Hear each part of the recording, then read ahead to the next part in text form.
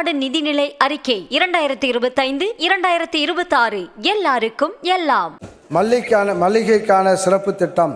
பாரம்பரிய மலர்களில் மிகவும் சிறப்பு வாய்ந்த மல்லிகை மலரானது தமிழ் பண்பாட்டில் சங்க காலத்திலிருந்தே தனக்கென்று தனி இடத்தை பெற்றுள்ளது. மதுரைக்கு மற்றுமோர் முகவரி தந்த மல்லிகை தமிழ்நாட்டில் 42,000 ஏக்கரில் பயிரிடப்பட்டு 2 லட்சம் மெட்ரிக் டன் உற்பத்தி செய்யப்படுகிறது. மதுரை, திண்டுக்கல், ஈரோடு, சேலம், தருமபுரி, கிருஷ்ணகிரி, திருவள்ளூர், திருவண்ணாமலை ஆகிய மாவட்டங்களில் அதிக அளவில் மல்லிகை சாகுபடி செய்யப்படுகிறது.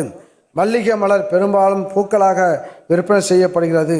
மல்லிகை, ஜாதி மல்லி ஆகியவை வாசனை எண்ணெய் பிரித்தெடுப்பதற்காக பயிரிடப்பட்டு வெளிநாடுகளுக்கும் ஏற்றுமதி செய்யப்படுகிறது.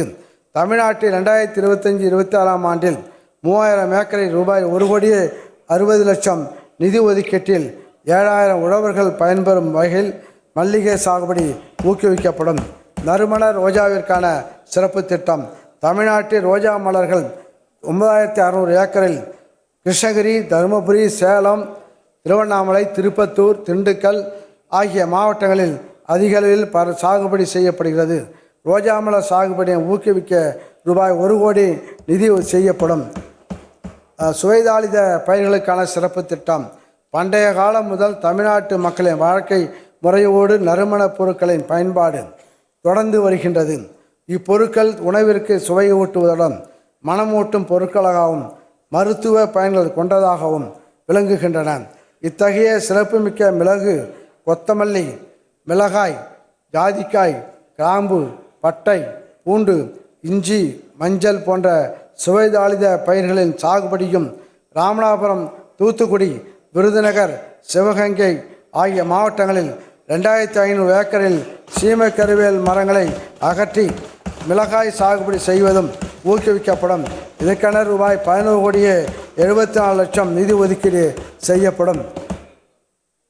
இதன் மூலம் 17,500 ஏக்கரில் சுவைதாளித பயிர்களின் சாகுபடி செய்யும் 23,000 உழவர்கள் பயன்பெறுவார்கள்.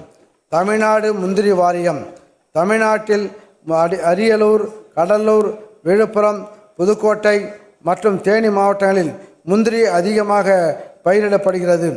முந்திரி தமிழ்நாட்டில் 2,09,000 ஏக்கரில் பயிரிடப்பட்டு ஆண்டிற்கு 43,460 மெட்ரிக் டன் உற்பத்தி செய்யப்படுகிறது. இந்திய அளவில் தமிழ்நாடு முந்திரி உற்பத்தியில் 4வது இடத்திலும் இருந்தாலும் ஏற்றுமதியில் 2வது இடத்தில் உள்ளது. எனவே முந்திரியின் பரப்பினை உயர்த்தி உற்பத்தியை அதிகரிக்கவும், முந்திரி சார் தொழில் நிறுவனங்களுக்கு ஊக்கமளிக்கவும், முந்திரி தொழிலில் ஈடுபட்டுள்ள தொழிலாளர்களின் நலன்களை பாதுகாக்கவும் ரூபாய் 10 கோடி நிதி ஒதுக்கீட்டில் தமிழ்நாடு முந்திரி வாரியம் ஏற்படுத்தப்படும். இதனால் முந்திரி சாகுபடி செய்யும் உழவர்களும் அதனை சார்ந்த தொழில் செய்யும் கிராமப்புற மக்களும் அதிக அளவில் பயனடைவார்கள். தமிழ்நாடு நிதிநிலை அறிக்கை 2025-2026 எல்லாருக்கும் எல்லாம்.